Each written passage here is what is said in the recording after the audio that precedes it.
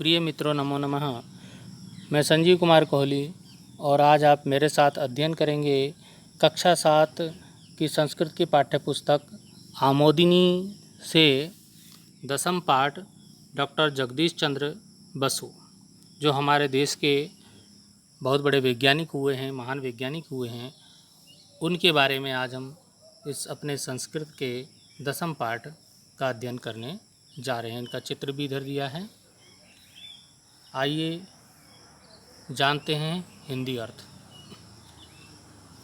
महान वैज्ञानिक डॉक्टर जगदीश चंद्र बसु महाभागस्य जन्म नवंबर मासस्य 30तमे ख्रीष्टाब्दे अभवत्। महान वैज्ञानिक डॉक्टर जगदीश चंद्र बसु महाशय, महानुभाव महोदय का जन्म नवंबर मास से, नवंबर महीने की 30वीं तिथि को सन 1858 में हुआ था। महान वैज्ञानिक डॉक्टर जगदीश चंद्र बसु महानुभाव का जन्म नवंबर मास की 30 तारीख को सन 1858 में हुआ। एतस्य जन्मस्थलं ढाका नगरम अस्ति। इनका जन्मस्थल ढाका नगर में है। इदम नगरम सांप्रतम बांग्लादेशे विद्यते। यह नगर सांप्रतम होता है आजकल बांग्लादेश में है। बांग्लादेश अब अलग देश बन चुका है, तो बांग्लादेश में इनका जन्म स्थान है। तस्य पितु नाम बाबू भगवान चंद्र बसु आसीत। इनके पिताजी का नाम बाबू भगवान चंद्र बसु था। जगदीश चंद्र से प्राथमिक शिक्षा कोलकाता नगरे अभवत। जगदीश चंद्र बसु की जो प्रारंभिक शिक्षा है वो कोलकाता नगर में हुई। बालः जगदीश चंद्र बसु प्रकृत्या चिंतनशीलः विज्ञान प्रेमी च आसीत्। बालक जगदीश चंद्र बसु जो है वो प्रकृत्या होता स्वभाव से चिंतनशील और विज्ञान प्रेमी थे। विज्ञानस्य उच्च शिक्षां पठितुं बसु इंग्लैंड देशम् अगच्छत्।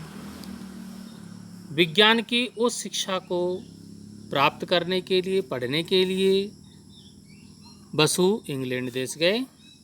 स्वदेशम आगत्य, अपने देश में आकर स कोलकाताया प्रेसिडेंसी कॉलेज नाम के महाविद्यालय विज्ञान प्राध्यापका अभवत। अपने देश में आकर वे प्रेसिडेंसी कॉलेज नामक महाविद्यालय में विज्ञान के प्राध्यापक नियुक्त हुए।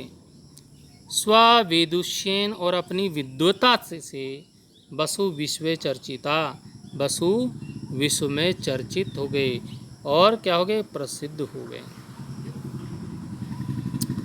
विज्ञान क्षेत्रे बसु प्रायः अभिनव प्रयोगम करोति स्म। विज्ञान के क्षेत्र में बसु प्रायः नए प्रयोग करते थे, नए प्रयोग करते थे। तो बेतार यंत्र से आविष्कार अनिनेव कृतः। बेतार के यंत्र का आविष्कार अनिनेव इन्होंने ही किया था। यस्य श्रेय मार्कोनी महाशय अलवत, जिसका श्रेय मार्कोनी महाशय ने ले लिया। बेतार के यंत्र का आविष्कार जगदीश चंद्र बसु जी ने ही किया था और उसका श्रेय कौन ले गए, मार्कोनी महाशय ले गए। अनेन स्व रेसोनेंट रिकॉर्डर इति यंत्रेण वृक्षेषु चैतन्य शक्ति प्रत्यक्षम प्रदर्शनम कृतम। इन्होंने अपने रेसोनेंट रिकॉर्डर जो इन्होंने बनाया, अपने रेसोनेंट रिकॉर्डर यंत्र से वृक्षों में चेतना शक्ति का प्रत्यक्ष प्रदर्शन किया।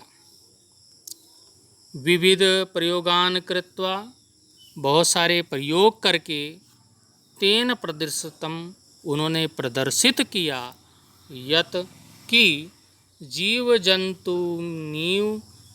जंतुओं के समान ही वृक्षेष्वपि जीवन शक्ति वर्तते। वृक्षों में भी जीवन शक्ति होती है। जैसे जीव जंतुओं में जीवन शक्ति होती है, वैसे उन्हीं के समान वृक्षों में भी जीवन शक्ति विद्यमान है। अयम पुनः एकस्य यंत्रस्य निर्माणं कृतवान्।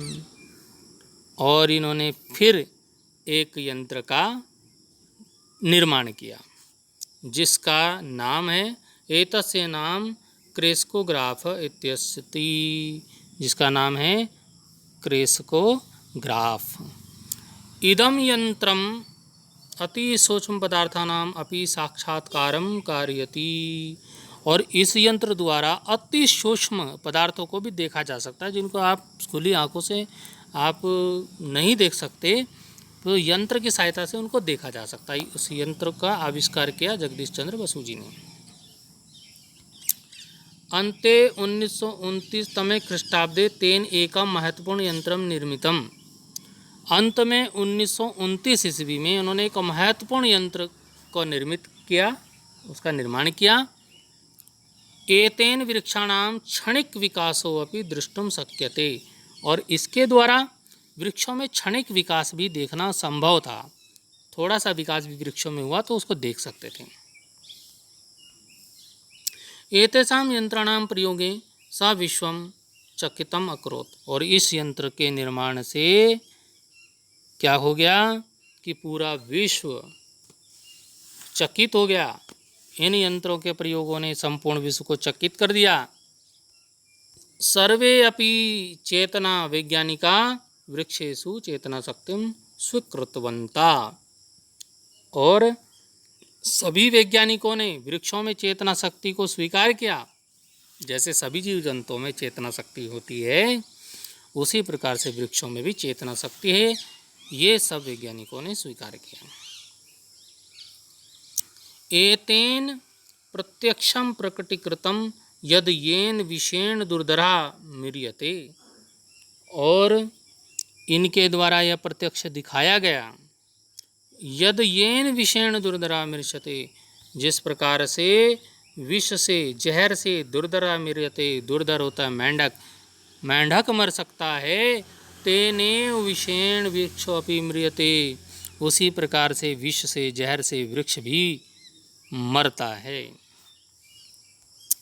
यथा औषधि विशेषण मनुष्य रोग मुक्ता भवति, जिस प्रकार से औषधि से दवाई से मनुष्य रोग मुक्त होता है, बीमारियों से दूर हो जाता है, बीमारियां उसकी समाप्त हो जाती हैं। तथैव उसी प्रकार से वृक्षो अपि रोग मुक्ता भवति, वृक्ष भी रोग मुक्त होता है। यथा मनुष्य पाचन क्रिया भवति, जिस प्रकार से मनुष्य में पाचन क्रिया होती है, एवमेव ऐसे ही ठीक उसी प्रकार से ही वृक्षेष्वपि खाद्यरसानां परिपाका पुष्टिश्च भवति,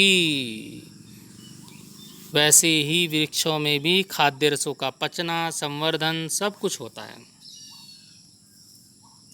स्विख्यानै निजयन्त्रै च अयं विदेशिकानामपि मंत्रमुग्धान् करोति स्म।